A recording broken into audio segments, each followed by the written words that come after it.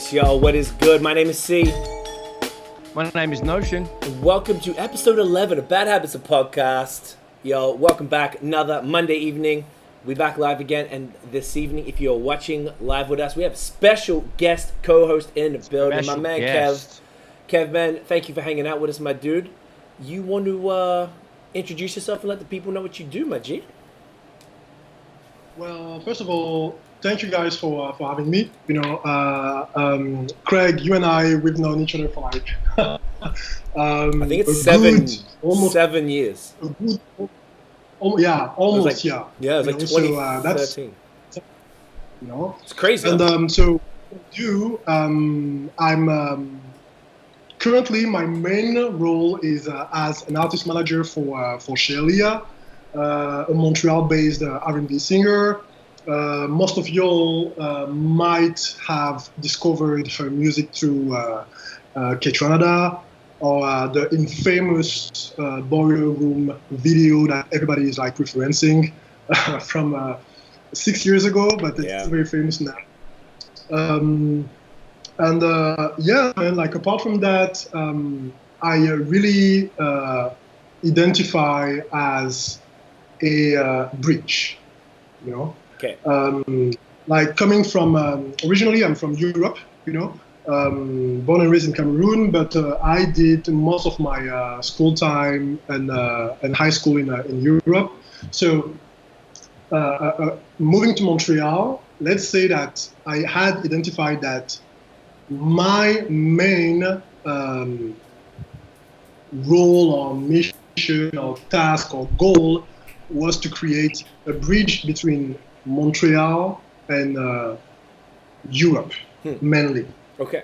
So, yeah, I like to see myself as a bridge because I do publishing, I do artist development, I do event producing, I do concert curation, festival curation, I do a lot of things.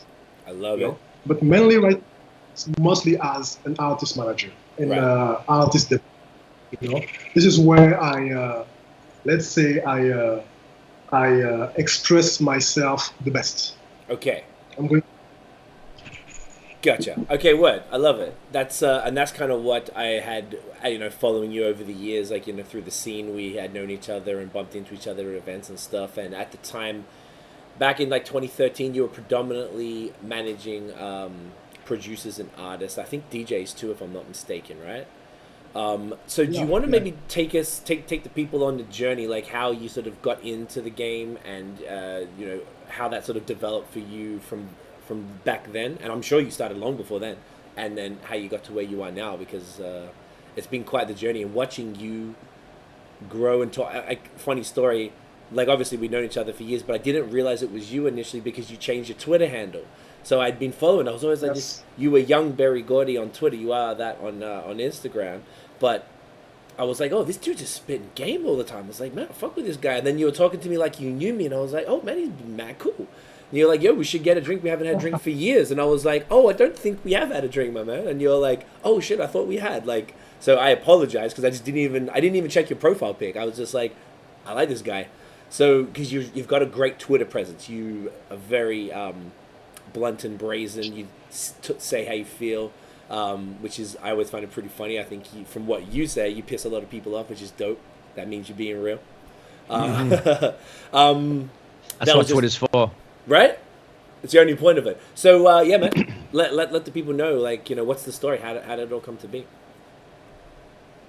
So basically, when I moved, the reason why I moved to Montreal was literally to do what I'm doing right now. Okay. You know, all 10 years ago was literally to move to a place where, no disrespect to Montreal, but where the competition, you know, will be less tough, basically. That's why I moved to Montreal too, by the way.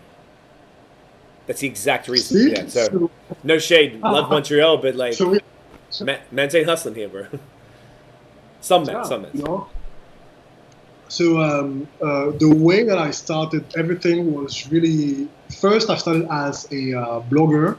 I used to blog back in the days. I used to run a blog called Dillmatic. Right? Yes. Yes, exactly. Yes. You know, and through Diomatic, I was trying to basically I was pissed when I moved to Montreal that I discovered such a talented and diverse artistic scene, you know. But back in Paris and London, where I basically grew up, nobody knew about anyone from Montreal. You know, it's only to give you an example. It's only recently, like 2 years ago, 3 years ago, maybe, that people, for example, understood that Ketra is from Montreal. Yes. You know, before that, you know, he was perceived as this overachieving American artist. You know, so.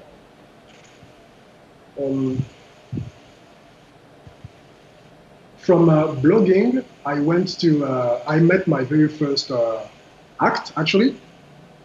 His name is actually CJ Fleming. Oh, yeah, You know? he's dope. Yeah. He's amazing.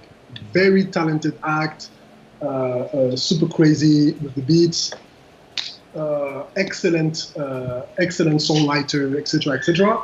So when we met, it was back in 2012. I basically met him after an interview. Okay. You know, I the guy, fell in love with the music, and I noticed that him and other young artists from Montreal basically they didn't have any information whatsoever about the game, you know, and so from being a blogger slash fake journalist, you know, and having access to a lot of different informations about how things work, and realizing that all those youths don't know all that, you know, I was like, okay, there is literally a need here that I can answer to. You know, I can provide those with a different type of information that they don't have access to. So, just to cut the story a little bit short. So, I worked with a bunch of very talented Montreal kids from basically 2012 until 2014.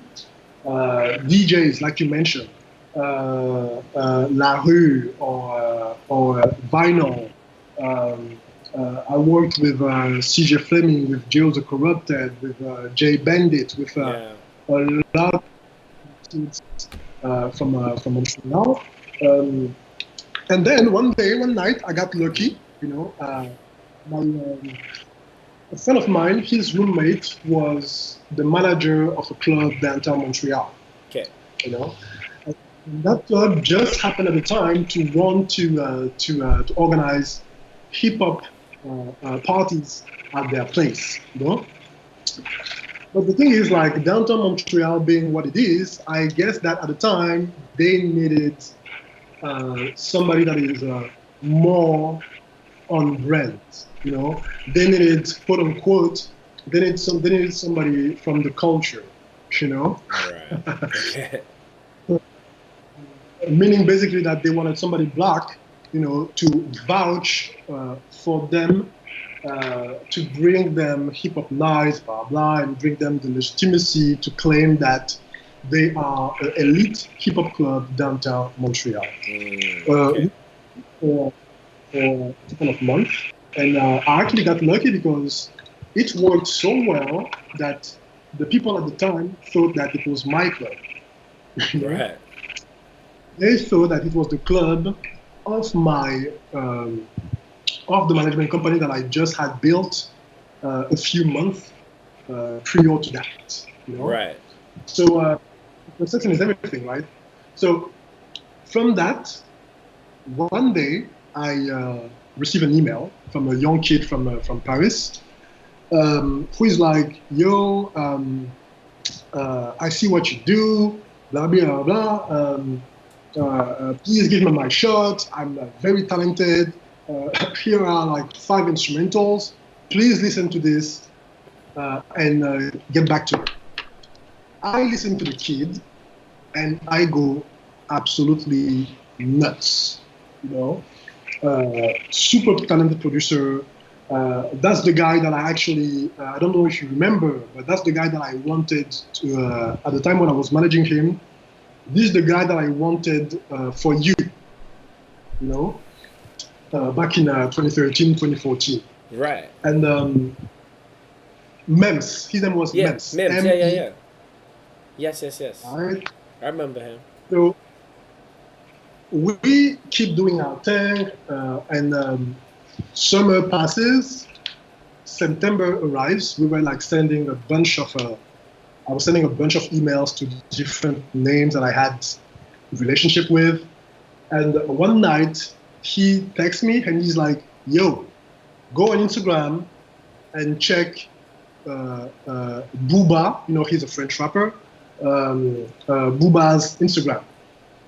I go, I check it, and I see Booba basically freestyling on one of our instrumental. Wow. He's big, right? Yeah, he's the top-selling artist in France. Like top-selling, he's been one of the top-selling artists for like the last 25 years. Wow. And like most of the time, top 3, not third. Gotcha. So up there.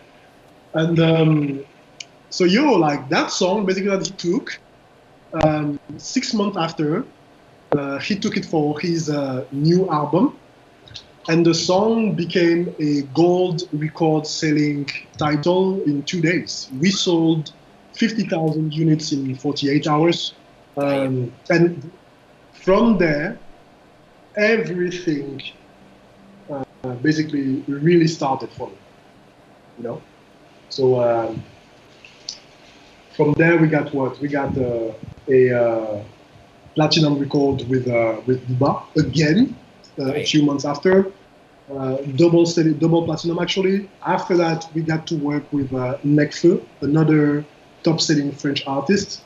With him we made triple platinum in 2 months. Fuck. That's wild. And damn. So, and that's how we got to late 2015, and I got to be the lucky guy to sign Shay Lia as a management producer and co-publisher. Okay. But mostly basically as a partner, because we don't have a classic manager-artist type of relationship, Okay. With a power dynamic, with a vertical power dynamic. I don't like that type of dynamics, actually, Okay. It's much more horizontal type of dynamic where we are partners, Right, that's the move. So this is how basically we arrive to how I get to manage Shay, to develop her, and for us to reach the point where we are today. Okay. I first heard of Shay from the work with K-Tronada, as you mentioned earlier. Were you responsible? Yeah, you heard from that. Were you responsible for linking those two up, or was that something that they had a relationship? Absolutely not. All kudos to Shay. That's a connection that she made herself. And actually, matter of fact, every Shay A&Rs everything herself. Right. She's a hustler. Excuse me? She's a hustler. Yes. Yeah. Yeah. Okay. Completely. Right. 100%. She A&Rs everything herself. She directs. She has directed or co-directed all of her videos. She styles or co-style and co-direct all of her shoots, photo shoots. Mm-hmm. So I am very lucky because that's an artist that's a client that is involved um, not only as an artist, but she got to learn also the business side of it.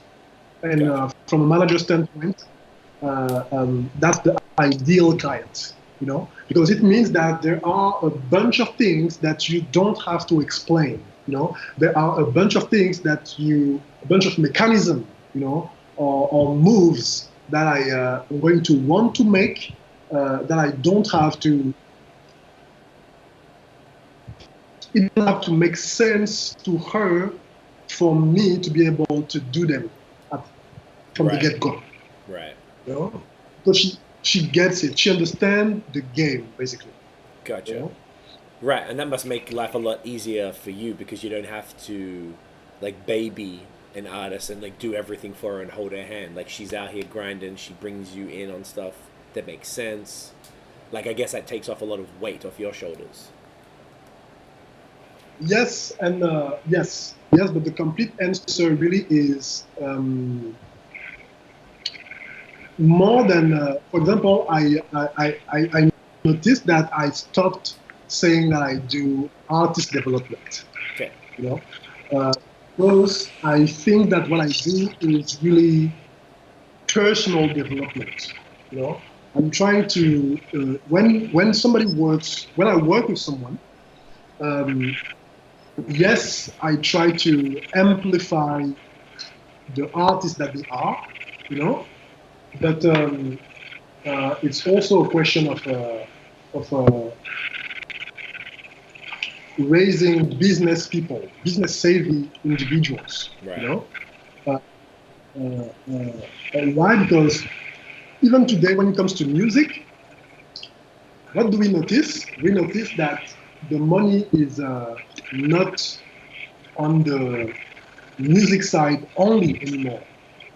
The music is as much outside of the money is as much outside of purely the music. Actually more out of the music than with the music. Yeah. If we are talking about the classic label structure. Okay. If we're talking independent, that's a whole other story. Okay.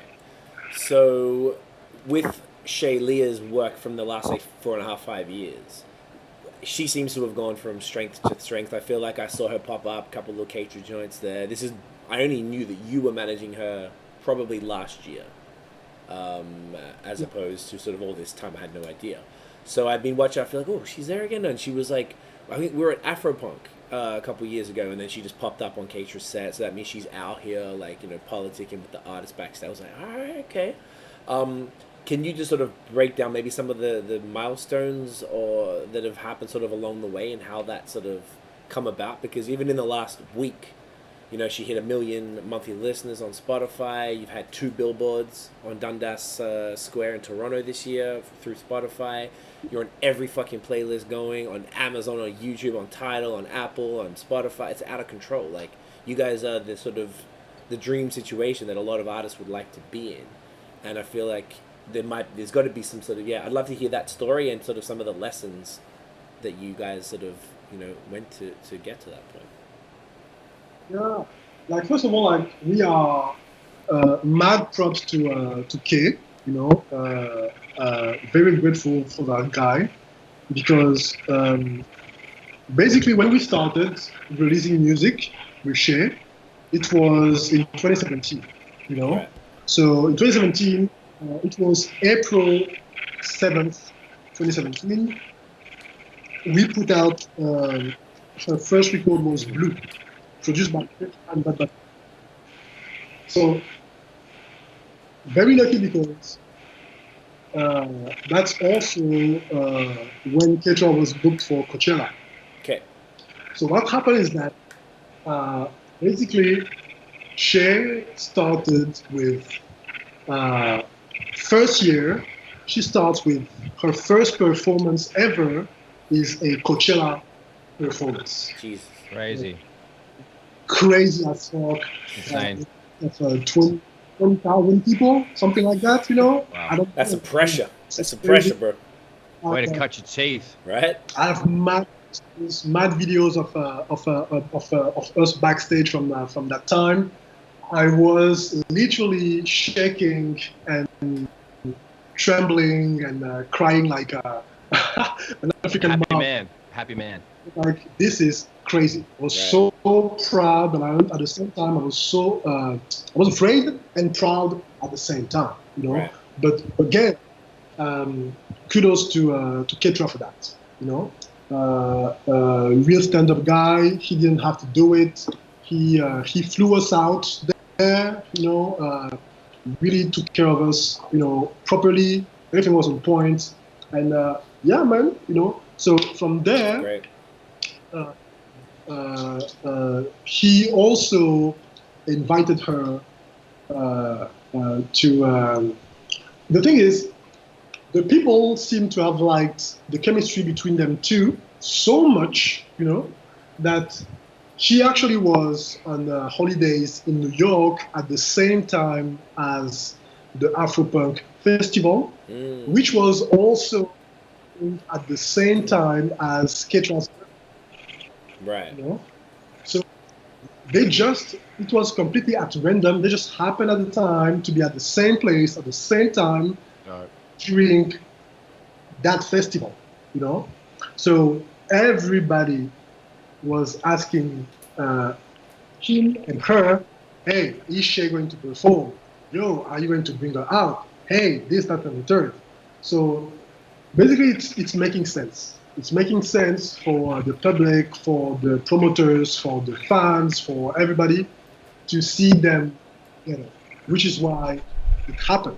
Okay. You know? Now, to your question as to how did we scale all that, you know, or how did we reach that point, you know? I think it's mostly about okay, first of all, before saying that, I think that your question calls to trying to understand why is it that other around us might have issues replicating what is happening with us or to us, right? So my answer is it's a question of culture. It's a culture. It's a business culture. Okay.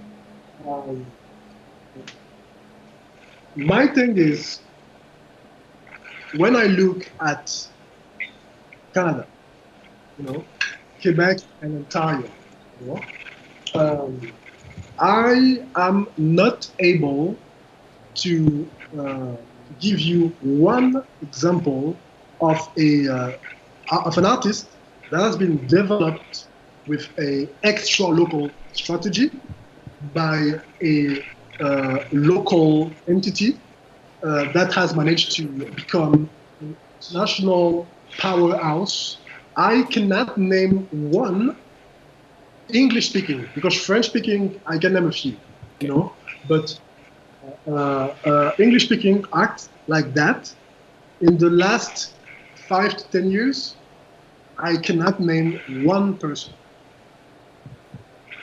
I guess the big names that were all groomed internationally. Drake, Bieber, Weeknd were all in the States, right? That's what you're referring to.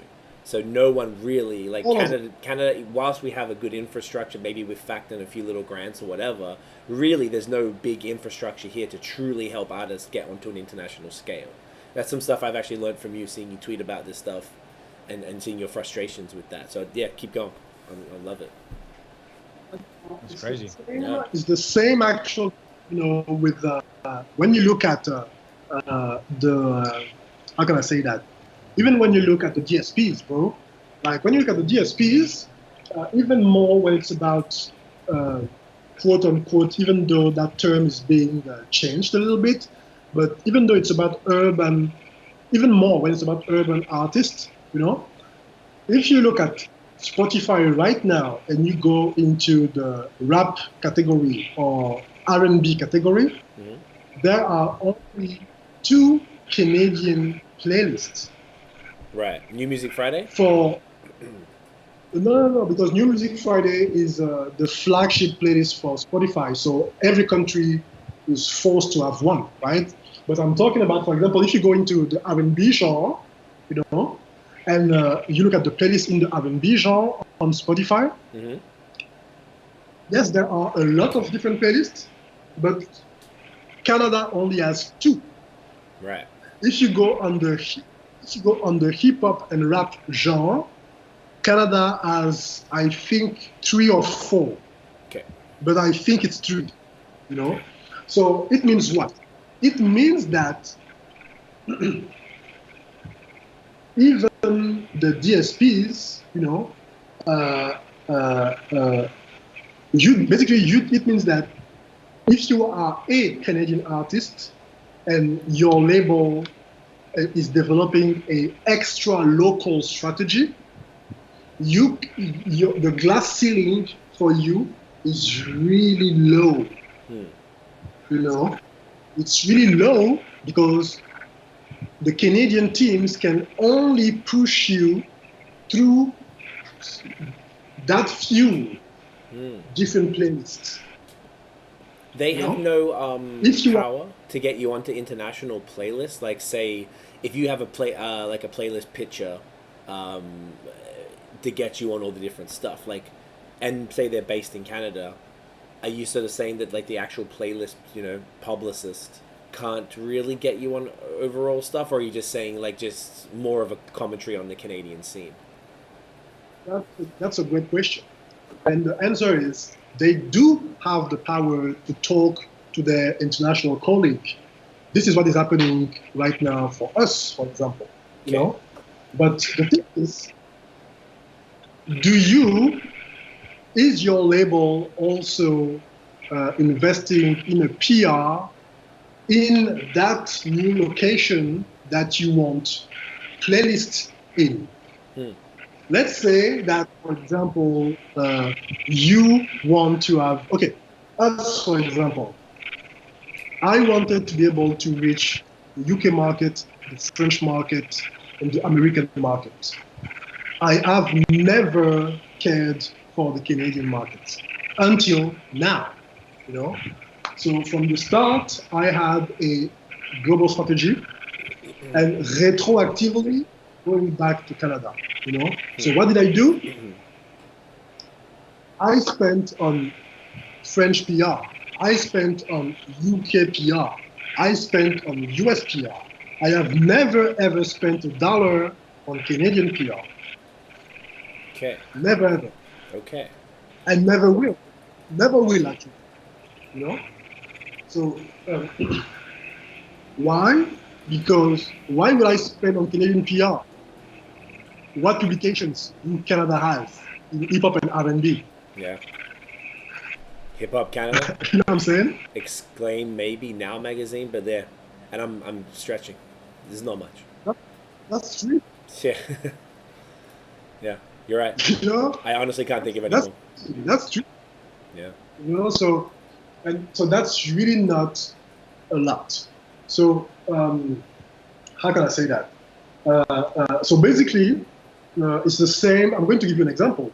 I wanted to actually develop our reach in Australia, you know, and because I have developed a tendency of building our own relationships with the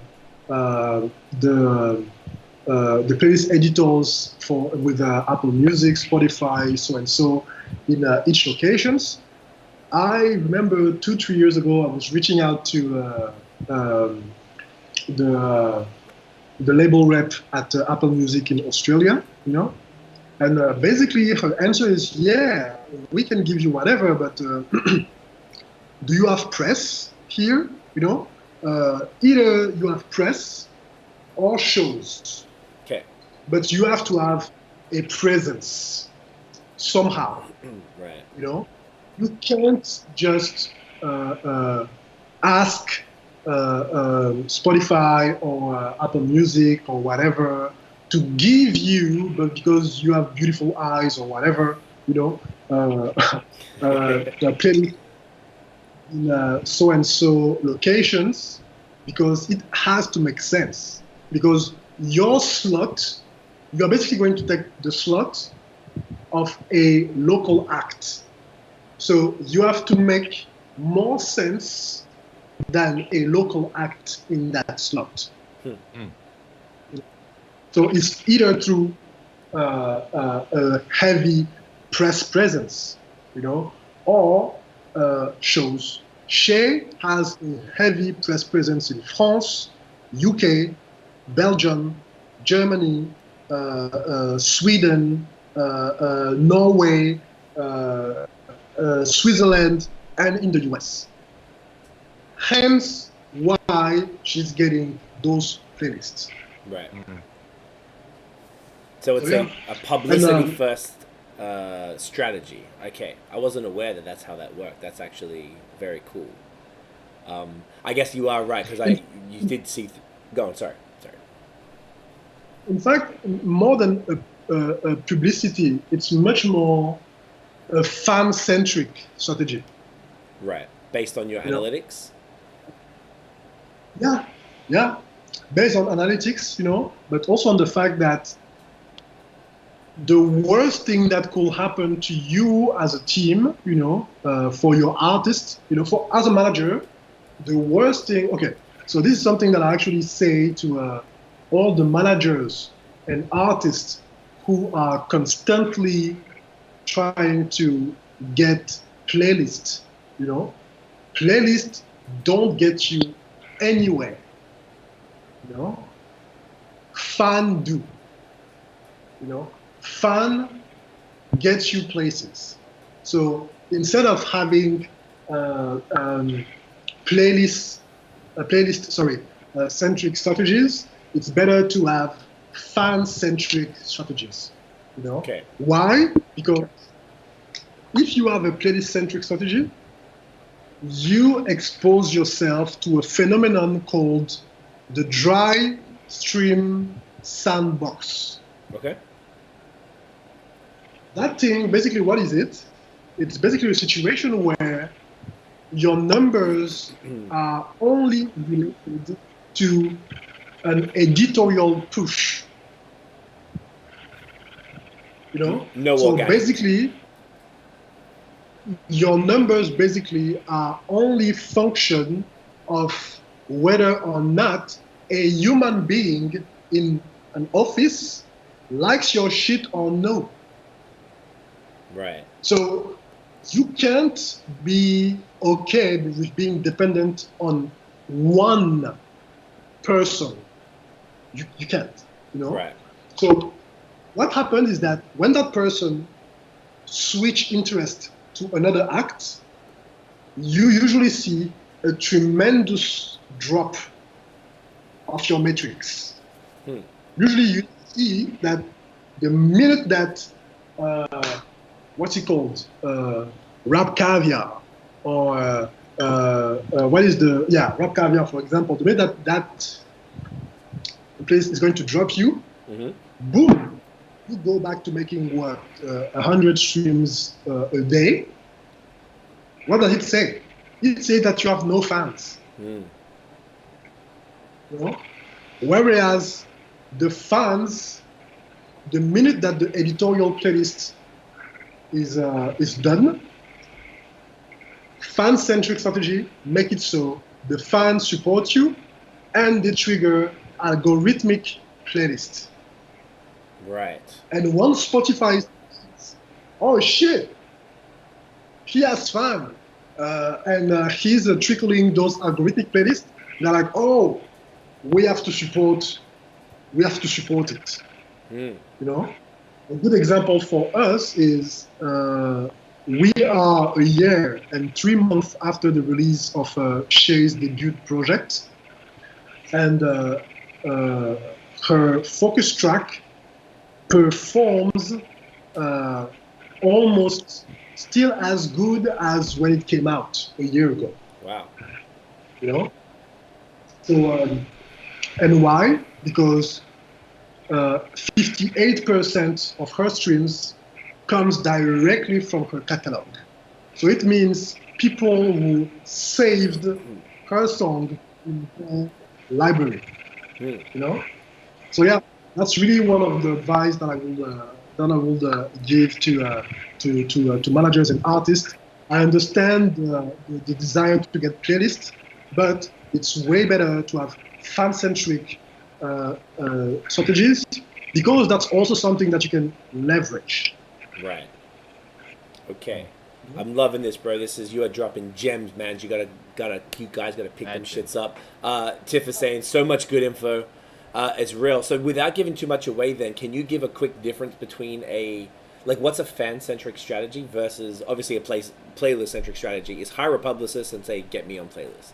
So what would be without giving away your shit, because I imagine that you wouldn't want to do that, but if you would, I'm trying to get, you're dropping so much fucking good knowledge, man. I feel like people will benefit from that, just to obviously differentiate between the two. I would say that the first thing is to acknowledge that there is a lot of very talented artists out there. There are a lot of great artists, a lot of great managers actually out there. A lot of them. But what is most of the time going to make the difference is your ability to tell a story. So if you have if you don't have, for example, if you don't have a fan-centric strategy, it also means that you have no interest in building a narrative. You have no interest in you know what? I'm going to start again and directly answer your question. Actually, a fan-centric strategy is a strategy, to me, a strategy that revolves around giving to the fan. Okay. Giving more of yourself.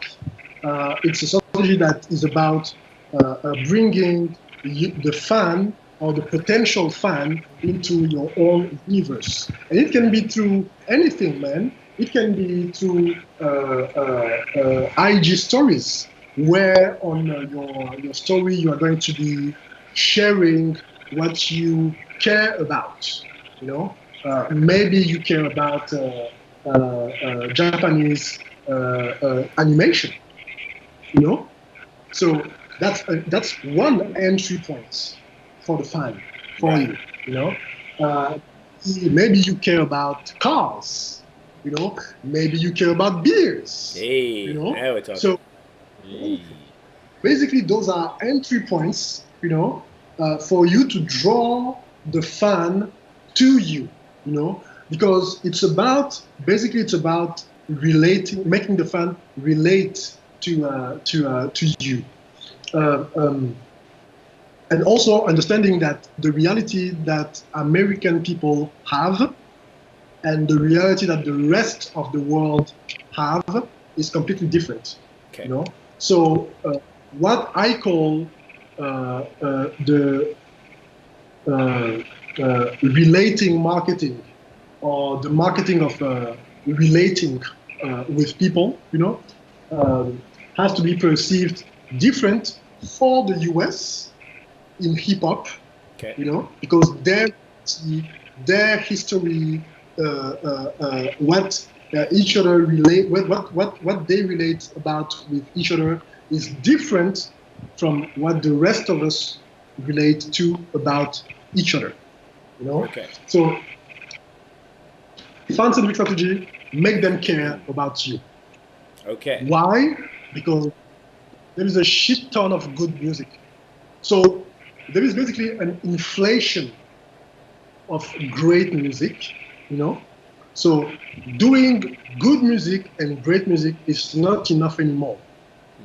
People have to care about you. Right. So this is the main difference between the two. There is one strategy that is about making people care about you, and want to champion you and support you, which is going to make in return what? Which is going to make that you are not dependent on any DSP.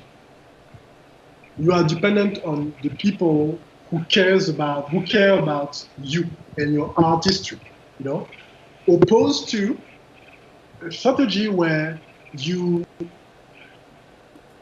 only care about having the good looks, you know, having the good looks, having the Amazon supports you, the Spotify supports you, you know, but nobody care about you, you know. So if nobody cares about you, your skip rate on Spotify and Apple Music is also higher, you know. Your retention rate on your track is also lower.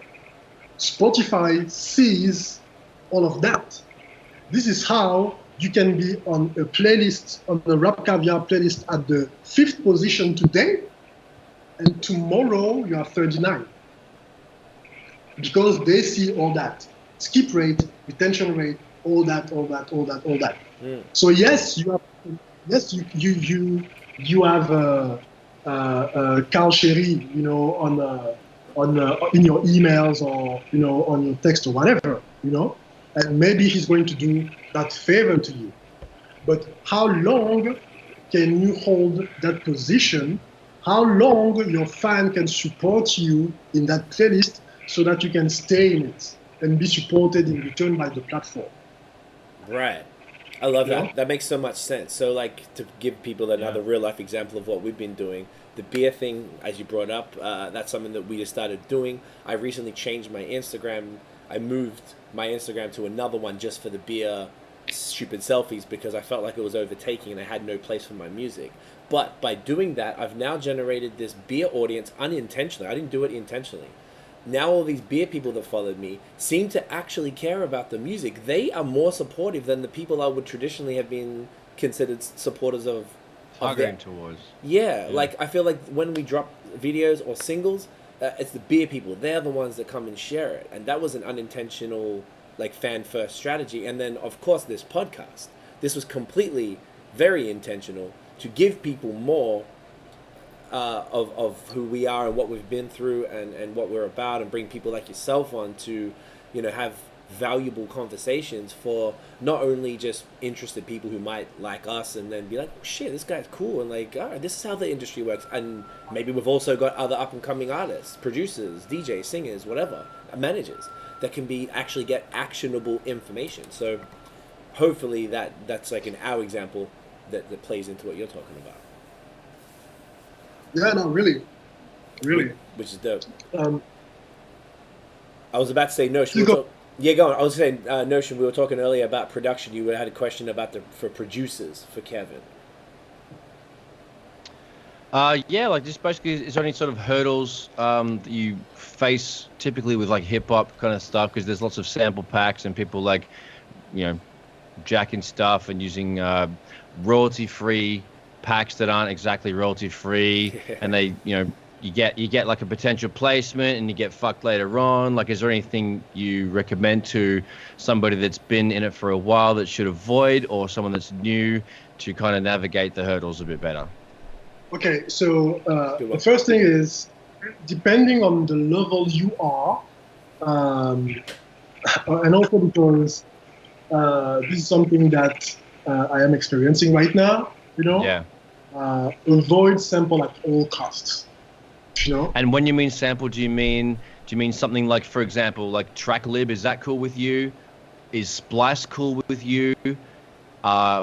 Royalty packs like Illmind and you know, Decap, are they okay? Oh, like, yeah, absolutely, yes. Yeah. So when you said sample just then, do you mean like you know, a Temptations joint? Do you mean like some Toots and the Maytals? Do you mean like actual music? Cool. Actual music, that actual master, you know, the portion of which you took to create an original after a new work. Unless you are dealing with an artist that you know has the budget to clear those, you know, it's to avoid, you know, because it's going to be a bunch of headache. Yes, you might let's say, okay, you know what? I'm going to give you an example actually because I have the counter example of what I'm saying. Let's say that you produce a track and you use the sample.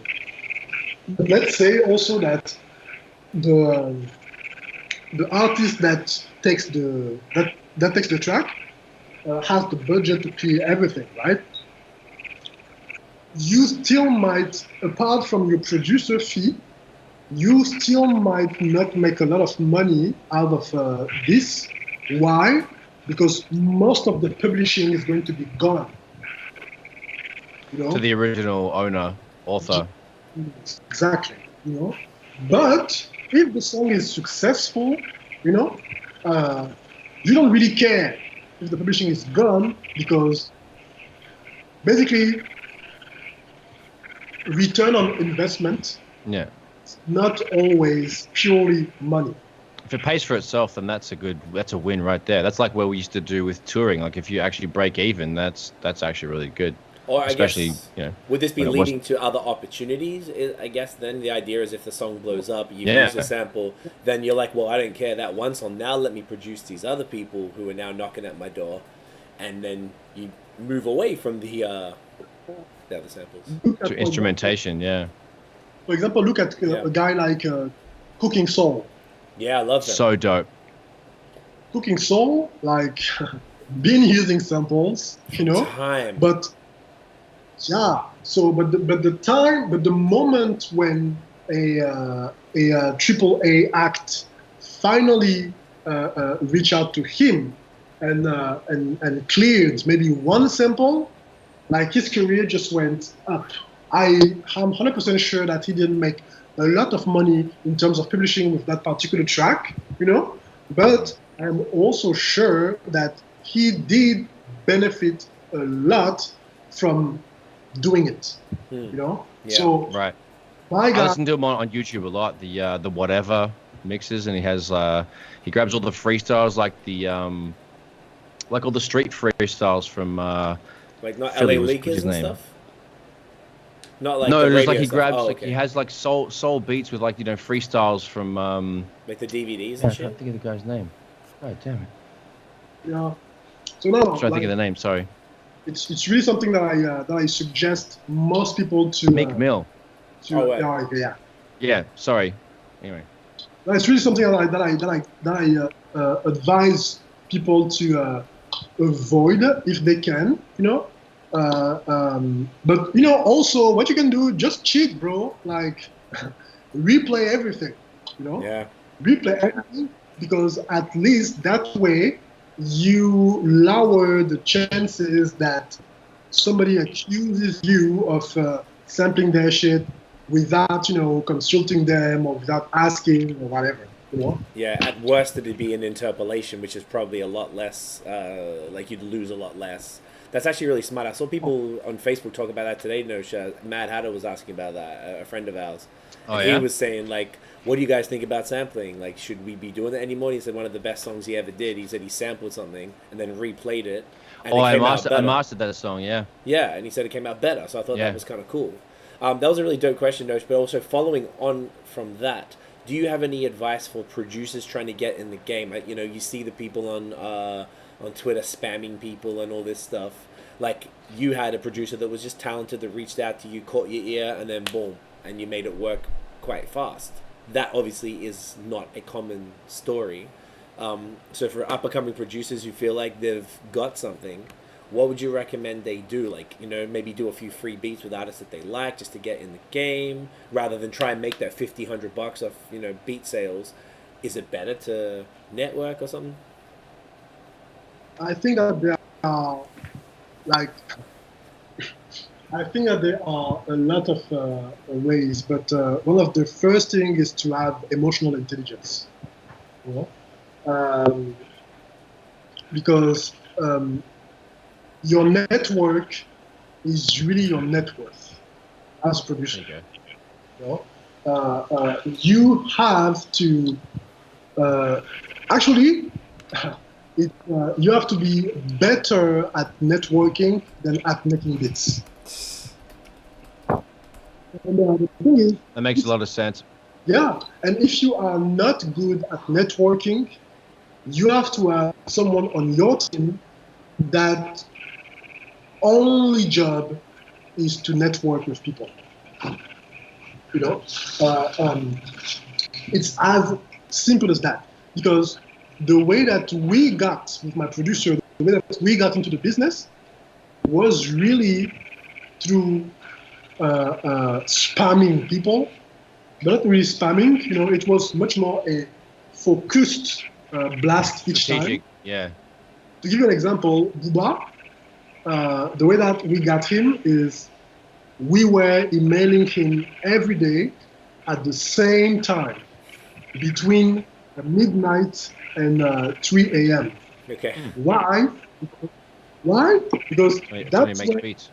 because that's when we are 100% sure that our email is going to be on the top. You know, like When he wakes up, yes, boom. you know? And also because Or if he's in a studio. That's it too. Yeah. there you go. Yeah. That's a great No. idea. Because you stalk the guy when he's on IG, so you start noticing his patterns. You know, so That's this is next level stalking strategy. I I was enjoy about to that. say. It's very observant. Let's call it that. It's observant. Right? bro, like time is really the only currency that matters. You Yeah. can't knock the hustle there. That's pretty smart. You know, so it's really about honing your skill and understanding that your network really is your net worth. You I know, love that. That's the episode name right there. Yep. yeah, man. Like, look at the game right now. There are a lot of really average producers with a lot of. I know, and it kills me to hear some of them. But yes, I understand where they're coming from. Yeah. Some people like grab a cymatics loop that hasn't been touched before, and then some people just grab some absolute gold and get it out there first. Like some people just grab and flip. Some people will reverse like the most basic loop, and then all of a sudden it's fire, and then it's a thing. So it's like speed really works with these splice packs and things like that, and all the ill-minded decap ones I mentioned earlier. People like really like live for that stuff. That's like a whole new community, and everyone's going live on Twitch and making beats, and like it's obsessive. Another thing that I would suggest to young producers is to find a muse. Mhm. You know, Okay. find a muse, and a muse is genderless. So. Like Find a muse with whom you can actually hone your skills, with whom you can develop a style, with whom you can develop processes, find muse, because as a producer, for example, I've always found it very funny that young producers today don't do top lines. Like it's crazy to me, man. Like, how come?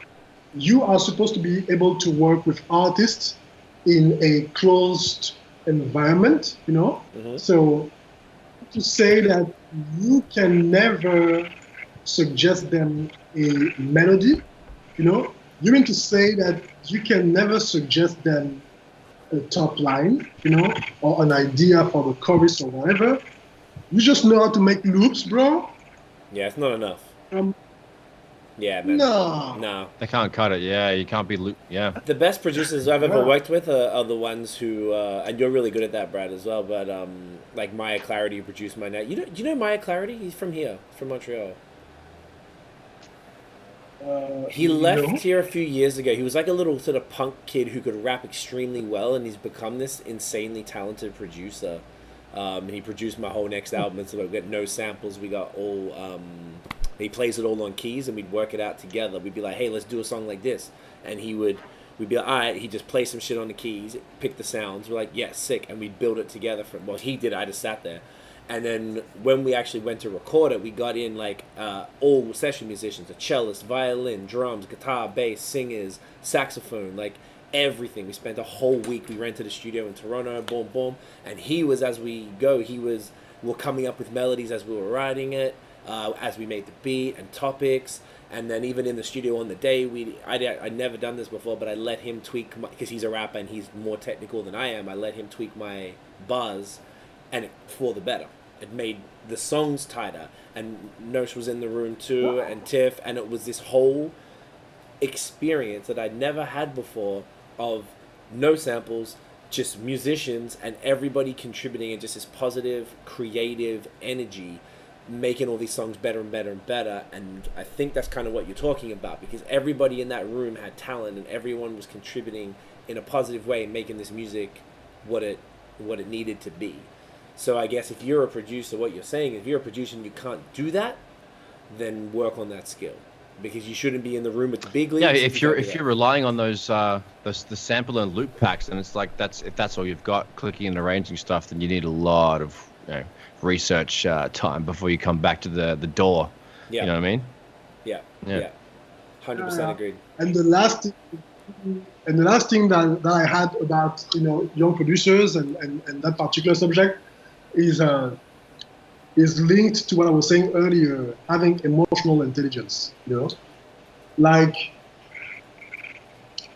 a young producer, and in a way, I understand if it's perceived as a finesse, but young producers have to understand that at a certain level, people value relationship as much, if not more, than they value money. I'm going to give you an example. Shay has production from AAA producers. She has never paid a bit. Okay? The producers who are actually being the most difficult with us are the one with no credits. So what does it do is, we are going to give you that one shot, but you are never going to work with us again. It's done. You have that one song. Take your bill, okay, but it's done. After that, it's done, because you made it clear that for you it was for the money and not for the relationship. Yeah. I'm so with that, bro. Like the best music I've ever made are with people that there's no money involved, and I feel like that's the move, and it's really good to hear that from you, particularly when you're talking about like the high rate. Even some of the features I got, like the big opportunities. Feature, yeah, like some of the biggest features I got, they didn't charge me because it was on the strength, and I was like, I fuck with that. Like even on the new album, I got a big singer from Toronto who's worked with Drake and stuff, and she didn't charge me because we had a relationship. And I was like, I thought I didn't really spoken to too many people about that. So this is really, really affirming to hear this from you directly, where if she's working with some of the biggest names, And actually, you know what? It's actually also okay if you are about the money. Yeah. Because I actually believe that we can be friends with benefits. Yeah, wipes it clean. Yeah. That's a good episode name. It's like the one hit. Yeah. We can be friends with benefits, bro. Like, I mean, like we work together, and I put money in your pocket, you put money in my pocket. That's an ideal type of friendship. Yeah. Yeah. But in that situation, it's okay also. But if you are about the money, state that to the artist from the jump. That this is a transaction, not a collaboration as such. Don't be cool with me. You befriend me. You act like it's on some cool shit, and then you eat my manager with a bill. You know what I'm saying? Yeah, that shit is whack, bro. Don't. It's whack. Yeah. Don't. Do you be like, yo? Go. I was about to Yeah, go say. ahead. I think you're about to maybe answer what I was about to say. But do you bring it up front, or how do you handle that? Like, do you say to a Now, producer, like, "Yo, what's up," or like, or do you expect a producer to say that to you? Like, how does that go for you? okay, so now, for example, I think that I know how to read people enough to know what their vibe is going to be about. Okay. You know, and for example, if I know that if I read someone as someone that is like business or whatever, I'm going to basically I'm going to address the elephant in the room within the first hour that we've met. Okay. And I'm either going to be, yo, this or that. But it's going to be from the start. Okay. Just so that that question does not affect the work of my franchise player. Right. I love that you call it that too. Because to me, I love that. Every time I see you say that, I laugh. It's fucking gold. It's so good. To me, it's about really making sure that she is that nothing hinders her process, basically. You know. Yeah. And if she's already in a bad mood because she feels like the guy is trying to finesse a few points from her, I know that it's not going to go well. Yeah. Totally. I just know. Yeah. You know?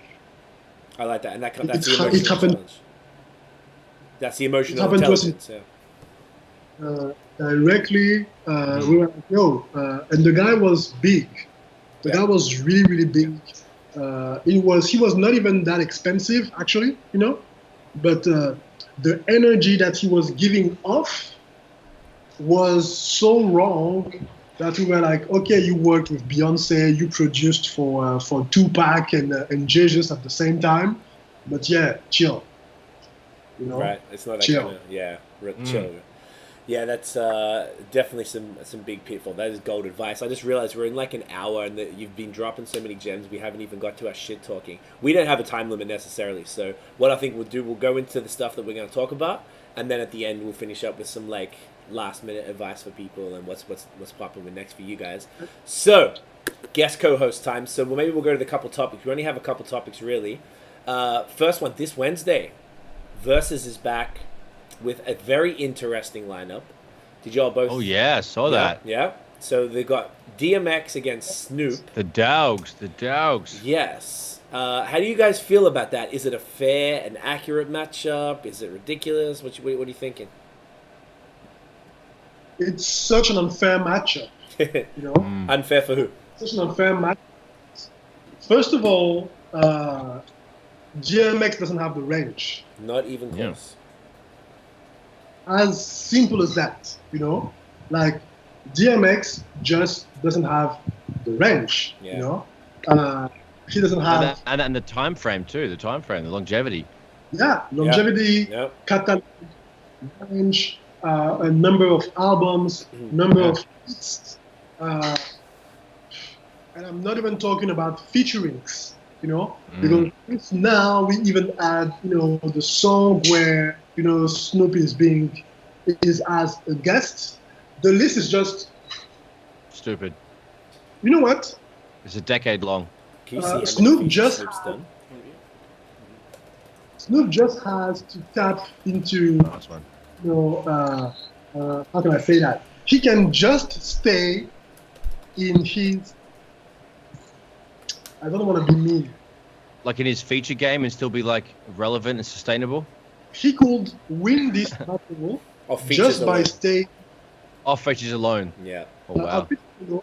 Or just by staying with his Death Row catalog. If he goes with the No Limit Top Dog, he's gonna take a couple L's. Couple Yo, L's, couple L's. He's on top of the I'm like- the list. Dogfather He's was got cool most though. Is ever- that on most that? ever. Was 500. Dogfather on that? A Dogfather, I Yeah. think, was Death Row Yeah. still. There's a couple joints on that. No, That was Dogfather okay. was sick. By the way, guys, I didn't actually mention before, we have Dan in the building once more, all the way from the UK. Hello. Now he's near us, so you have to speak up so the mic can hear. ah. Now, Dan just checked. Dan's our fact checker. I just asked Dan how many features has Snoop done, that the man didn't know was going on. And he has the most features out of any rapper. He's got 583. Of all time. Of all time. No one has more features than Snoop Dogg. Second's not even close. Who the 583. fuck has 583 ridiculous. features, bro? That is insane. Yo, who has that many songs? Who has that many songs? Bro, who has Come on. 583? Could you check DMX in comparison? Just to that? Flip it out. features, the guy can win against anybody. Just in by the playing industry. Doggy Style. I mean, just from Doggy Uncle Style. Snoop, come on. Okay, so DMX has been trying to get Yeah, Smoke, you're right. Doggy Style is the Doggy first Style is album like- of what? So gangster. right? So DMX trying to get Smoke from Jay. He wanted Jay. Fucking relax. The only person that maybe could go No. against Jay could be Snoop, potentially, putting that out there. Who should or could go up against Snoop? Because obviously the Dogs is a cool, like the way they're promoting it with the different dogs is pretty Good dope. marketing, yeah. The marketing is cool, blah blah blah. But like we all know for the culture, this is not the one. Who could go? I mean, fuck DMX. Not fuck him, but you know, who could go up against Snoop? That they should. DMX decide who could Snoop go against. Yeah, I think I should have made a Jay versus Snoop. yeah. I Jay Z. Yeah. Similar Just longevity, on- similar albums, Yeah. Yeah. Yeah. probably And similar features. status. Yeah, status in the game, exactly. Like the way that those two are perceived, they are literally perceived as the OG. Yeah, You know, just from each coast. in terms of, it would have been perfect. Yeah, you're right. Perfect. Yeah. You know, if that's what you say, East Coast, West Coast, it's perfect. Yeah. It's perfect. You know. What about DMX then? Like, who could have gone up against DMX in a realistic battle? Being that he came out in '98. Ja Rule. Ooh. Ja Rule. Similar gravelly voices too. Wow, that's a great one. I like that. I agree. Fuck, that's and they got Ja. Was that Ja started- Rule, did you say? Yeah. What do you think about that? Because Ja started in '98, That's fair. like his first album, not And before. they both got their everything kind of cut short because of shit. Yep, that's it. They both, you Yeah. know, Ja had his run cut short. DMX had his own problems, as we Yeah, know. yeah. Fuck. Yeah, I mean, they Ja both would had their own, exactly. I think Ja would still top him. That would be hits fun. alone, but that would be an interesting battle with two individuals who have kind of been clowned on by the culture a bunch from their respective mistakes. And recoveries and Yeah, and come and trying yeah, to better come back. themselves. Interesting. Yeah, that's a good one. I also saw today, Yeah, by the that's a way. good one. But Go on, Kev. Sorry.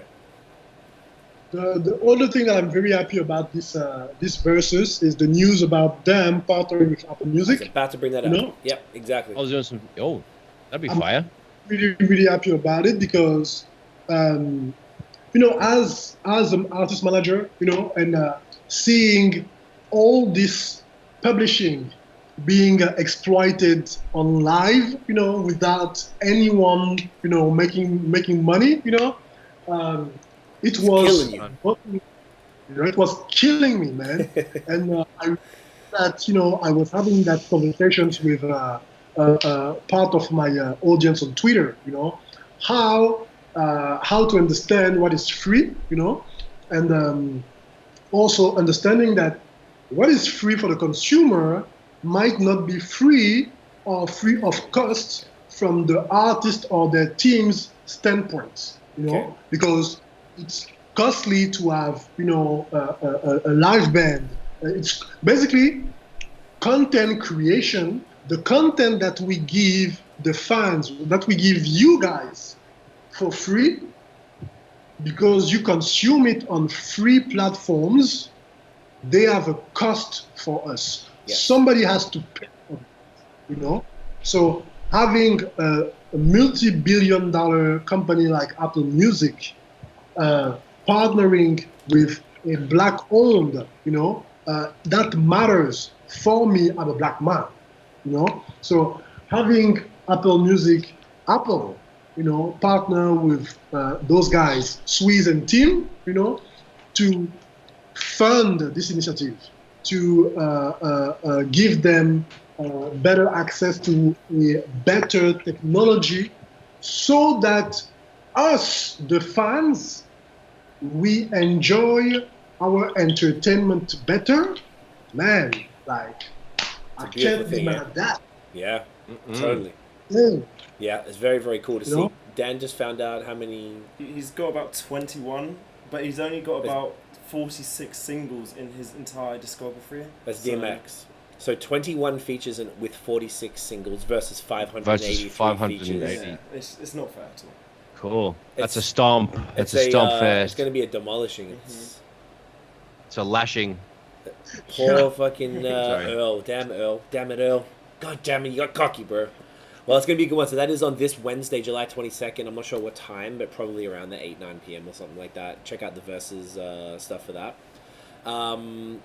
Next topic we had here that seems to be continually developing every day. This was one that we talked about on the DMs, Kev, was the Tory Lanez and Meg the Stallion thing, where it seems like I read that most updated version today. Maybe you have a better understanding of it than I.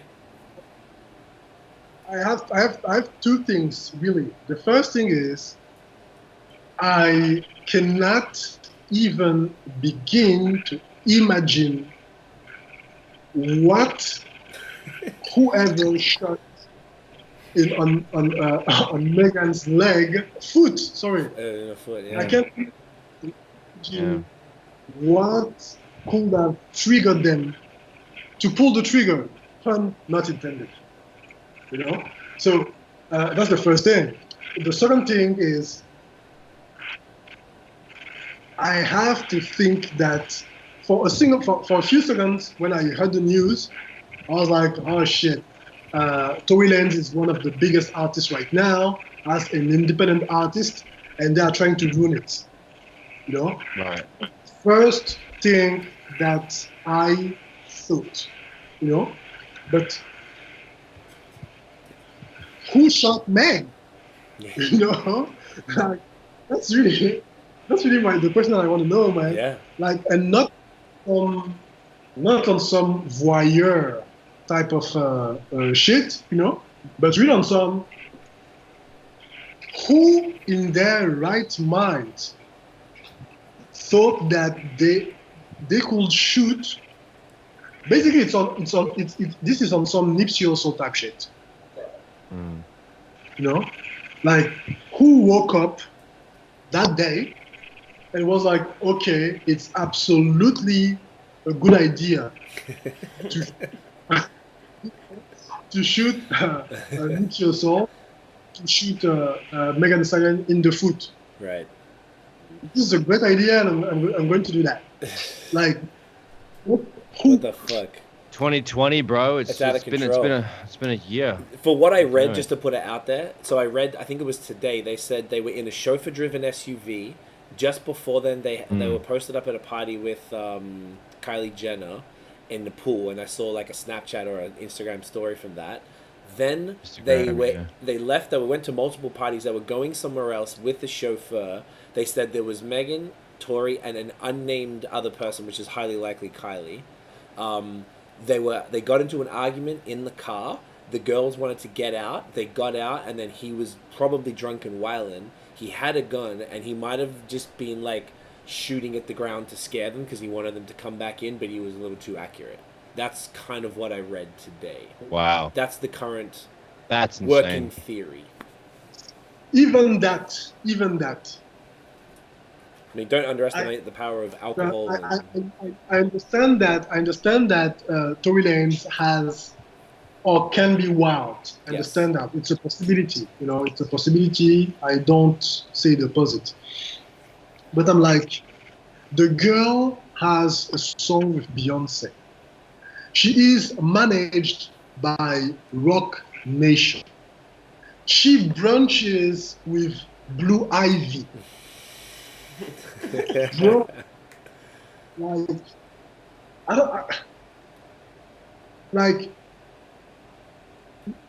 if he did it, he's done.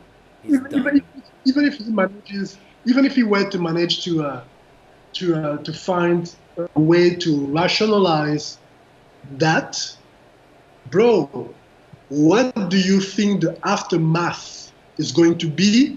Not even legally, just in the music business. Oh yeah.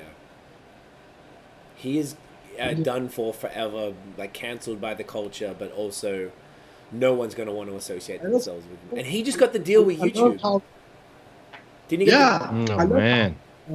I love how Meg's stylist came out and was like, yo, so we were 4 in the car, the driver, Tory, no, she didn't name Tory, but she was like, we were 4 in the car, the driver, Meg and I, you know. Meg didn't shoot herself, I didn't shoot Meg, the driver didn't shoot Meg, so that's that. Oh, so her stylist was the 4th person. It wasn't Kylie. Okay, people were saying they thought it was Kylie because it was unnamed or whatever. Okay, so she's kind of putting it out there, saying it without saying it. Well, Daystar, found out his name is Daystar, which is a pretty interesting name. And he was born in Brampton, you know. 416, what's good? You know, it's going to be interesting to see what happens. Tiff is laughing, saying she brunches with Blue Ivy, and tons of laughing faces. That is pretty real. That's also a good episode name. We've got like 5 here. Brunch with Blue Ivy. So those were the topic. Let's run through some of the new music. Some of us probably might have, all of us listened to a bit of all this stuff. I think I got through most of it this week. I sent you the list, Kev. Brad, you got the thing there. The first one I saw was They and Tinashe did a single called Play Fight. I've got a feeling both of them have got projects coming because Tinashe and They separately have had singles pretty much every Friday for the last 3 to 4 weeks now. It was cool. Probably wasn't as fire as the rest of their stuff, and They sounded a little weird on it. But I'm a big fan of They, so I hope there's a project coming because I think they haven't dropped for a minute. Did y'all check that? Yeah. Nice. It's a nice song. Listening right now. I really Tinashe, I'm happy that she left the situation that she had with her label, you know, because they stayed with that girl for way too long, and from my perspective, they didn't know what the hell to do with her. Yeah. You know. She got screwed, man. And yeah, I'm really looking forward to see her complete rollout. Have you guys checked her last video? I didn't see the last video. I've heard every song, but I didn't check the video. It's good? I did like the last video. Basically, I like Tinashe when she doesn't try to be... a pop star, maybe? What's it? No, what's the name of that UK artist that I think Tinashe often tried to like emulate? To mimic? Not like Estelle or something, like a newer artist? Twigs. Oh, Twigs, yeah, totally. Yeah, she tries to be too weird. Yeah, man. Basically, when Tinashe, you know, trying that weird shit where she low-key replicates some of Tinashe attitudes or gestures or whatever, that's when I feel like she is doing her. Yeah, definitely. But I'm also uniqueness. But I really like what she's doing right now. So props to Tinashe. Yes. No, she liked the cut. You just played it in the back. You like that? I listened to right now. Yeah, it's pretty smooth. It's very poppy and Bieberish and very smooth though. Tinashe, I'm not really familiar with, but it was smooth. Dig it. No issues. I love it. I used to fuck with her real heavy back in the day because she was a producer as well. I don't know if she does that anymore. So like her old one mixtape called Black Water was so fire. I bumped that a lot. It was just really, really crazy, and it's been very interesting seeing her change from this kind of more alt R&B producer, darker vibes to this like super pop kind of route that seems more forced. But curious to see where they go with the next one. Tiff corrected me. Brampton is 905, not 416. My bad. I would never confuse Brampton with that again. Flower City. Yeah. Oh, just Brampton with the next. What's Flower City? They call Brampton Flower City. Is that what you just said? Yeah. Really? Ew. That's what. Yeah, that's That's what Havaya Marty's album was called, fam. What are you talking about? Oh, I didn't know. What you know about? What you know about stuff? None. I'm pretty sure it's called Flower City. That's Swear to God, that rings a bell for some reason. If I'm wrong, fucking Dan sue will me. check. Let's Dan will go. check. Is Brampton called Flower City? While he's doing that, next song is Grace Carter featuring Jacob Banks called Blame. Just Awesome. my boy. Flower City on Google, the first thing that comes up is City of Brampton. All right, it is. You're right. No, you are correct. Flower City, it is. You know I'm saying Brampton represents. I remembered 95. stuff. Look at that. Sweet. Brain's working good. Grace Carter, Jacob Banks, Blame. Doing Nice, all right. smooth, soulful joint. Did either of y'all check that out? It was quite good. I like it. Definitely. Listening. It's her. Very emotional, very slow. Yeah, it was like her song featuring Jacob. He's got that deep, like I guess it's a baritone kind of voice. It just like resonates. He's growling. Yeah, he's fucking great. That He's dude. a growly. He goes hard. Yeah. Kev, you dig that one? Did you check that? No, not really. I really didn't check. That's I'm not okay. going to check. Yeah, that's okay. Because the whole point is that maybe some of us have checked out some. So it's what it's like every week. Some of us have listened to Do some my shit. best. Some others. Ellie Goulding dropped her album called Brightest Blue. Last week she actually dropped an EP, which they tacked on to the end of the album, which was a very interesting strategy. I'd never seen that before. Where they had a cheeky. 6-track EP It's like that became on the like, tapes back in the day, right? Yeah, but it was already out, and then they just chucked it on as Oh. like a side two to a full album. I fuck with Ellie back in the day pretty heavy because we did talk about it last week. So the album is super poppy. It's cool. I like it more than the EP. Don't totally love her new directions. She went more, I guess, as people tend to do as they get bigger, they go more in that pop direction. It's cool.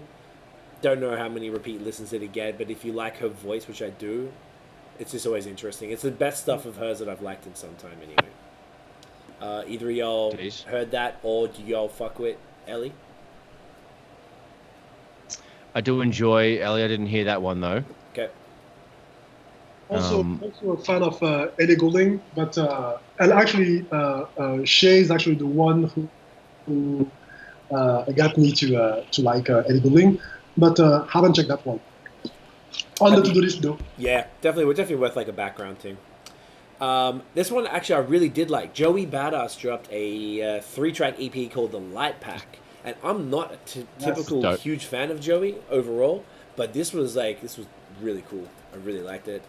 Gave me Griselda vibes, just straight bars. I mean, I guess he came out before Griselda anyway with that same sort of style, but like they've kind of owned that space recently. That kind of like boom bap, minimal production and just straight bars. Yeah, But I thought it was great. Production was fire. that's dope. I'll check that for sure. I definitely missed that one. He's dope as shit. Yeah, man. I love the imagery around it. I really liked the Pusha T picture. Was not expecting it, but it's powerful. Yeah. And also, maybe I'm a little bit biased because I'm a fan of Pusha T. So, Yes, I like that he had. I'm a huge fan of Push, and I'm really glad that he had Push on there. Push is That was sick. Push is the god, bro. I fuck with him heavy. This next one's a little strange. It was Lupe dropped a new single called Shoes, and it was featuring a singer, but it actually billed it specifically as it featured Virgil Abloh. Yeah. Who just was on there as like some sort of monologue. Did you guys hear? It was a little weird. It was cool, I guess, but it was strange. So I saw it, I checked it. I do like Lupe, even though I think that his career is some sort of a missed opportunity, Big time. And he owes me a song with Pharrell and Kanye. Actually, that group that they were supposed to. Yeah, a long time ago. GL. I don't remember the name of the band, but they always an album, and I'm still mad about that. Still salty about it.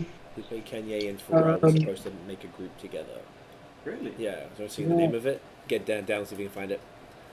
Yeah, so we'll do the And, yeah. But let's say that right now, everything that has Virgil Abloh stamp on it, Not good. Virgil fucked up, bro. So bad. CRS. well, that's Rebel, there is a few Child Rebel things like Soldier. that. It was called Child Rebel Sure. Soldiers. The group. Child Rebel See- Soldiers. CRS. Yes, yes. Yeah. Yes. That's a cool name for a group, Yeah, actually. Cool. I remember this song they released years Yeah. ago. I didn't realize they were going to be. It's supposed to be one of those other missed opportunities, like the Such a- DMX, Jay-Z, and Ja Rule, the commission group that was supposed to happen. But yes, you're right. Yeah, anything to do with Virgil, I was like, oh, really? There's not a time to put Virgil on anything, my G. Like, you fucked up there. Coming back to Tinashe again, she dropped her own solo single called Rascal, and it had another word in brackets. I forgot what it was. I saw that video. Yes. I loved it. Yeah, really good. I loved it. I really, really loved it. I think it's on brand with the COVID, you know. Yeah. I think that, she really did great.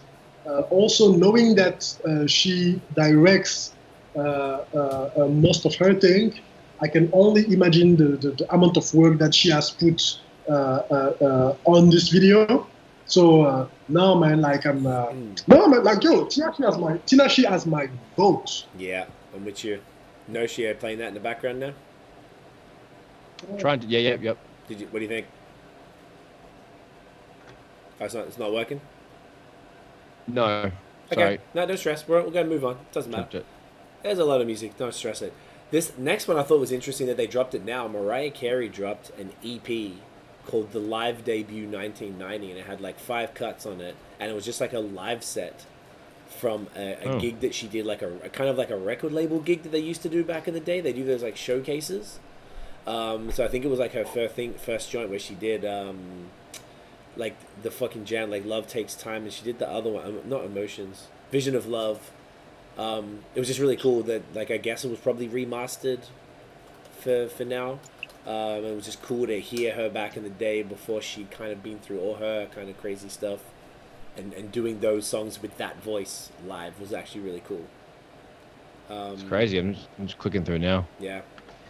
Yo, I mean, I guess it's like, the songs, but like, Yeah. I just thought it was an interesting idea to keep, not like she needs to stay relevant or anything, but like just drop something cool like that on us, like a little 1-2, like, hey, you guys, like 5 cuts, enjoy. Well, yeah, Mariah Carey becomes relevant again every year. In November. So she owns Christmas. Mariah bought Christmas from Santa. She took that. She owns it now. Another interesting, really cool album was IAMNOBODI. He's a producer. I don't know if he's signed to Soul Election, but they play him a lot. Super dope. Yeah, and he had an album called Footprints that he dropped. I actually heard a couple of those songs. Like, he hosted an episode. Honestly, I was listening to it a couple of months ago. I'm pretty sure he hosted episode 450 of Soul Election. Okay. If you want to put that on the record, yeah. Yeah. And he's just like, Joe K has a chat to him. It's like 2 hours of him just, or hour and a half of him just DJing, playing all of his new shit and mashups and mixes and stuff. Nice. Really dope, because he hasn't been on the show for a while, and that's how I heard about him. So from like episode like 200 and something. He hadn't been on there for like 4 or 5 years, I think. Right. And then so I think it was 3 months ago episode 450 was, but I didn't hear it 3 months ago. It was like 2 months ago, but really good. He kills it. Pretty sure he's German. I think he's from Europe, or from Germany, whatever. And anyways, super dope. Soul Election vibe, right? That real, like, kind of the sound that they kind of, that future beats, that positive kind of almost like, mad eclectic. Yeah, that's sampling everything, stuff, mashing everything up. Yeah, just vibes though. Like, I don't think there was vocalists, was there, from memory? Maybe there was. There was like some background vocals, you know. But no occasional hooks and stuff like that. No vocals as like with a featured artist or whatever. Gotcha. Yeah. Usually sampled, like he samples from acapellas of other known songs, or if he got some special, vocals from some artists, because sometimes they get that and they flip it into things like Esther. He does that. He gets people to sing. From I think it's from California. And he gets people to sing for him, and then he just uses their vocal takes and then flips, and then he can make some whole songs out of their phrases. I love that. That's genius, actually, because then that's like, which is also a good way to get around sampling. Yes. Call back circle. To earlier. There you go. Yeah, get someone. So to give that's you a good way to get past it. Like if you sample a vocal if you sample a song and you like a particular hook, maybe a section or whatever, you can get someone to re-sing the same phrase, or maybe even change the words or change the melody to avoid, getting caught for any sort of copyright in any way. So you can just flip make around it a that. collaboration where you get, and this is something that we did with you, Nosh, where one of my good friends, Jonathan Rosner, is my guitarist. He plays on all my shit. And he did a thing for, I don't think we continued it enough, but he was just playing a bunch of loops, random loops, and just giving them to Nosh because they're all original, and then he could sample them or put them in as he saw fit, and then give John a cut of the publishing. So it'd be the same thing. If you got a vocalist to give you a bunch of vocal lines, or just like write a hook and then flip it, then just give that vocalist some publishing. I think that's the move. Or if you sell the beat up front, they get a cut of the up front. I think that's a great way around it, actually. And it fosters that network and that community that you were talking about as well. Like, here's these collaborators that I work with, and you get these reliable people. That's what we've got after all these years. We have just a handful of people that we fuck with close, and I imagine it's pretty similar with you, Kev, as far as like the main people that are around, and then you sort of expand here and there. But like, you get these trusted people that work hard, that you got a business deal with, that bring out of you what you need to be done. It's yeah. I love that. That's a great callback, Red. Couple of singles we have here. We got the Wyclef had a single called Justice. Y'all see that? Yeah, I haven't checked it yet. It was chill. It was basically it was kind of timely. It's got Ahmaud Arbery, I think it's him, like running on the cover, like jogging. So it's about the social justice situation right now. It was cool to hear Wyclef do something relevant and something real. Particularly in a time where that shit is much needed. He's known to be a political dude as well, and it didn't feel too forced or anything like that, because he's not exactly out here putting out music all the time. So if he comes out with a song about this stuff, it was dope. I appreciated that. I thought it was a good look. Definitely worth checking either way though. Are you playing it now, bro? I'm listening. Yeah, I'm flicking through the next. Yep. Yeah. That's okay. Just curious if you had any thoughts on it, but the next joint. Oh, I didn't heard this today. Blu Exile are back with another album called Miles. That's something that I was actually waiting for. Yeah. Because I used to be a huge fan of Blu Exile. Below the Heaven was really an album that I played a lot. Same with the album Give Me My Flowers While I Can Still Smell Them. Yes. That was fire too. Yeah, with the song, one of my favorite songs from Blu is Mask Your Soul. So to me it's still a little bit too early to pronounce myself on this new joint, but I have to sit on it a little bit more, Yeah. But very excited about this. Yes. Yes. Welcome back, Blu. Yes. Yes. It definitely gave me the old. It felt like a progression of Below the Heavens more so than the Give 'Em the Flowers album. Like, it had that old school vibe, and he even had the intro song was called Blue, and it sampled something again that was kind of like a tie-in to My World Is from the first joint. So I thought that was kind of cool. There's some nice features in there. It was a little long. It was 20 songs, which is these days a little lengthy, but for real, it's for the heads, man. This is for the heads. This is not for anything else. This is them doing it for the people who've been writing since 2007 from that shit. So cool to see him back at it, sounding dope. The chemistry's there, so I definitely fuck with that. I guess the other stuff I didn't really check too much, but the two things that were the biggest releases of the week were the DJ Khaled and Drake singles, Grease and Popstar. Yeah. We talked about Grease a couple of weeks ago, a couple of episodes ago, I'm pretty sure, and then we heard there was like some pitched up whack version, and I said to you, it sounds like a whack Weekend takeoff. Yep. And then a couple of days ago, like I thought I saw 3 different blogs and Instagram sites talking about the exact same thing. I thought it was hilarious. Did you see the meme? We should have. You should have got that. No. There's a meme that said Should have called that. Well, I did call that. I should have actually told people that I called that. You should tweeted it. Doesn't Should have matter. tweeted you the timestamp. Should have tweeted it. Timestamp. God bro. damn it. Tweet everything. There was a the meme where they had Weeknd so their head, and it molded Bieber, Drake, and Weeknd into one face, and it actually looked really good. It looked like really accurate because this is what the new song sounds like, and I was like, damn. It was a good meme. Ridiculous. Sorry, Kev. What do you think?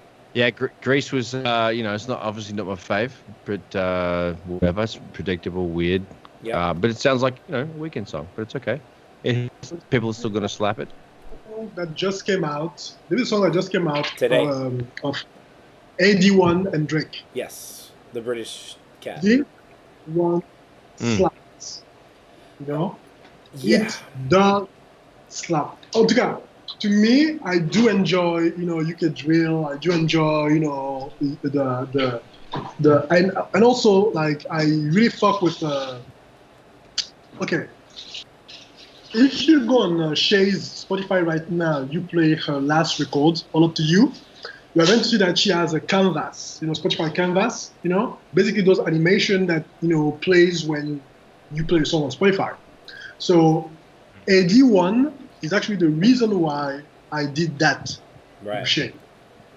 The first guy that I saw 2 years and a half ago have that. And I was like, it's impossible that this guy has it before me. Because I'm very Yeah, you're like, all right. Oh god damn it. Yeah. That track, I like that track. I like the beat, but the thing, and this I understand why you like it, because I'm gonna let Dan put his input because he's from England and he loves his shit and he's the one who put me onto it today. But for me, the beat slaps. I love the beat. That like the sub bass, that rolling sub bass is glorious. That flow, it's the same flow. No, if you didn't hear it, that Drake used on the War song. So it's that UK drill flow, and it sounded Dude, yeah, he's used it a lot. One, he used it a lot, but like that's what all the UK drill dudes do anyway. So Drake isn't doing anything that they aren't doing. So he's tapping into the culture, and from a marketing perspective, it's genius because he's giving them this platform. He's familiarizing themselves. With this North American audience. But the thing for me is that I can't get past it, and I think you'll agree with me, Nosh, is that when we were coming up, shit rappers sounded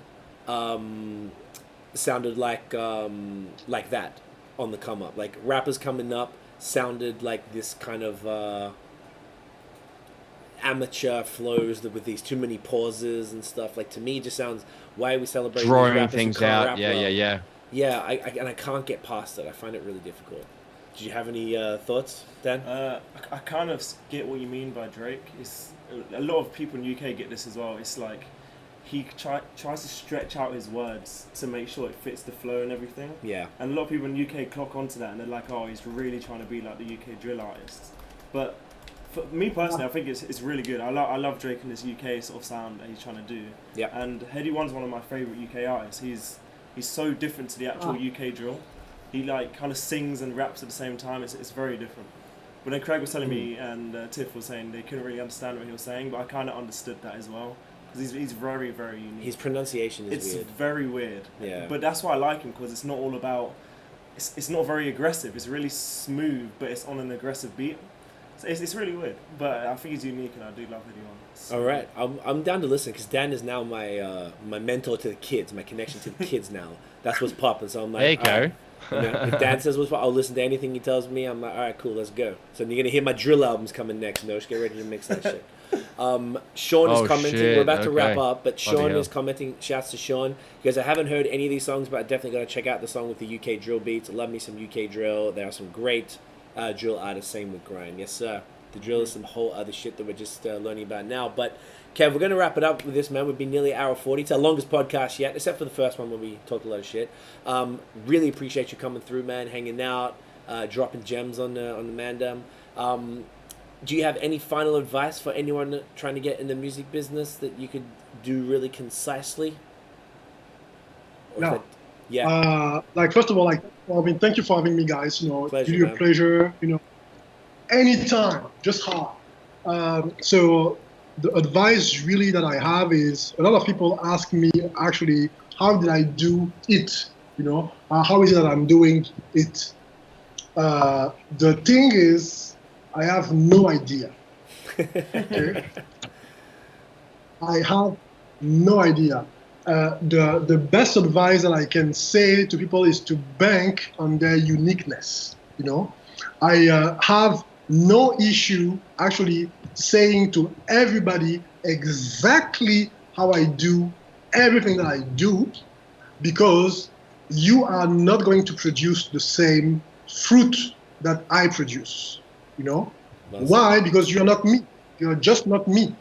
You know, and you are not Shay Lia. You know, bank on what is unique to you. You know, and that's really what is my advice, because the more unique you are, the more unique your offer is. You know, and from a label standpoint, from an A&R standpoint, I want the guy and the girl that has no clone. You know, there is going to be, Shay Lia is not a clone of somebody else, but there will be clones of Shay Lia. So that's my advice. I like that. That's bars. Your uniqueness. That's it. That's really great advice. I love that. Let's just take the thumbnail photo before we get your social. We just got to take the thumbnail for this before we clock off live. So give us an. There you go. Oh shit. Oh. Oh, that's a smooth one right there, Kev. Yeah, that's beautiful. You online. Kev said that on Twitter. You know, just the way that you will write it. Kev said that, and on IG it's Young Berry Gordy. Y-U-N-G Berry B-R-R-Y and Gordy G-O-R-D-Y. I love Young it. Berry Gordy. That's perfect. Holla. Make sure follow Kev. You're gonna get all the gems. I really appreciate you. Nosh, where can everyone find you online, my dude? All right, thank you, Kev, for your time, man. Thank you for your insight. Appreciate all the gems you're dropping for everybody. And people can catch me at Notion Baby on Instagram, Twitter, and Facebook, and at N.O.T.E Studios on Instagram and Facebook, and N.O.TeStudios.com on the web. That's it. I love that. You can catch me at CWFOR on Twitter and Instagram, CWTMF on Facebook, and CTMF.com. Check out The Movement Fam, at The Movement Fam everywhere except YouTube. But if you're watching, you're already on that shit. Guys, thank you very much for watching and tuning in. Kev, once again, bro, appreciate your time. Thank you so much. We'll be here every Monday, 8 p.m. unless we fuck up, but usually we don't. We'll play you out with the music, and then we'll see y'all next week. Peace. Hey, peace. Bye. Peace.